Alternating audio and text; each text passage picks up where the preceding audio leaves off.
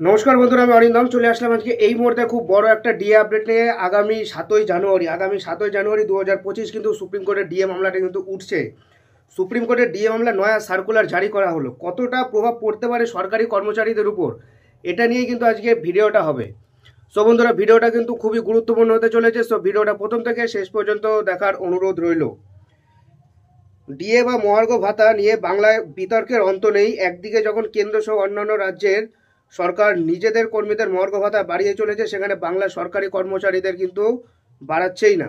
বছরের পর বছর, মাসের পর মাস ধরে বকেয়া এবং বর্ধিত হারে ডিএ বৃদ্ধির দাবিতে সরকারি কর্মচারীরা রাস্তায় বসে আন্দোলন করছে। তবে এইসবের মাঝেই সুপ্রিম কোর্টের তরফে একটা সার্কুলার জারি করা হলো, যা দেখে চমকে গেছে অনেকেই। সো এর জন্য কিন্তু ভিডিওটা পুরোটা দেখতে হবে কি জারি করেছে।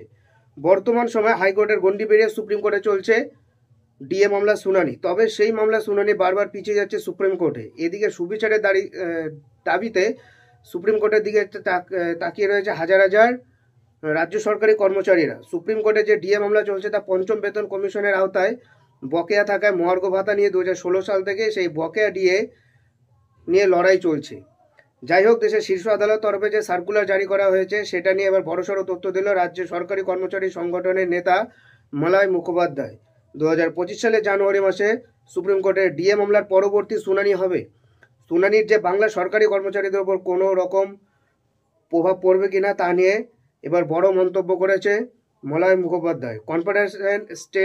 কনফেডারেশন অফ স্টেট গভর্নমেন্টস এমপ্লয়িজের সাধারণ সম্পাদক মলয় মুখোপাধ্যায় বলেছেন, মঙ্গলবার, বুধবার এবং বৃহস্পতিবার কোনো রেগুলার ম্যাটার থাকবে না, শুধুমাত্র আফটার নোটিশ ম্যাটার থাকবে। মিসলেনিয়াস কেস বা রেগুলার কেস যদি স্পেশাল বেঞ্চে থাকে তাহলে তা দ্বিতীয়ার্ধে শুনানি হবে।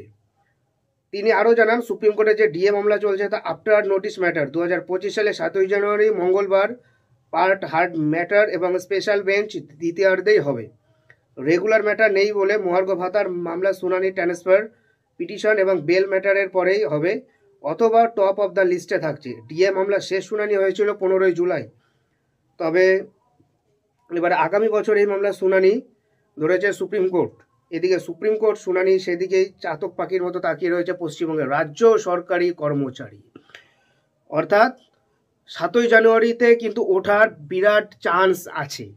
সো বন্ধুরা, এটাই হলো আজকের আপডেট। সরকার আপডেট পাওয়ার জন্য অবশ্যই চ্যানেলটা সাবস্ক্রাইব করে আমাদের পাশে থাকবেন। দেখা হচ্ছে পরের ভিডিওতে। নমস্কার, জয় হিন্দ, বন্দে মাতরম।